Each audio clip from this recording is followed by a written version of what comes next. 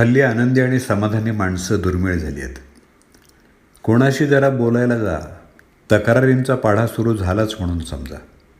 माझ्याकडे वेळ नाही, माझ्याकडे पैसेच नाहीत, स्पर्धेत टिकाव कसा लागेल, आज पाऊस पडतोय, माझा मूड नाही.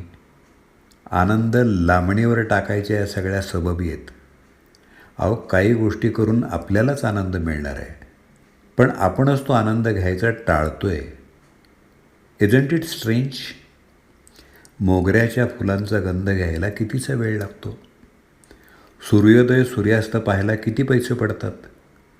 आंघोळ करताना गाणं म्हणताय, कोण मारायला येणार आहे तुमच्याशी स्पर्धा करायला? पाऊस पडतोय, सोपं आहे, भिजायला जा.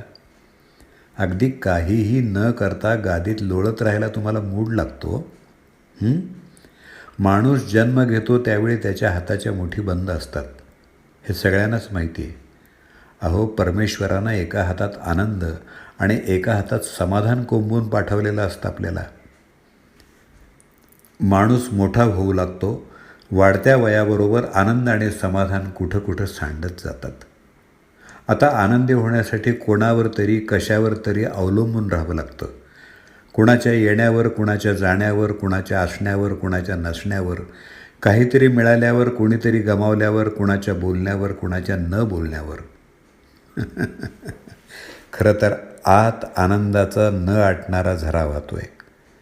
कधीही त्यात उडी मारावी आणि मस्त डुंबावं.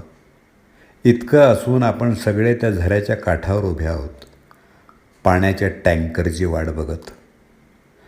जोपर्यंत हे वाट बघणं आहे तोपर्यंत ही तहान भागणं अशक्य आहे.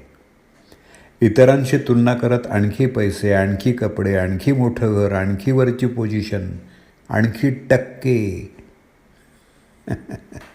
या आणखीच्या मागं धावता धावता त्या आनंदाच्या झऱ्यापासून किती लांब आलोय आपण, याचा विचार कधी करणार?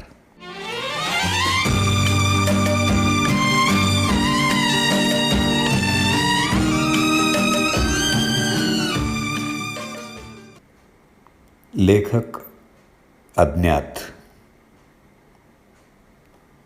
वाचन दत्ता सरदेशमुख.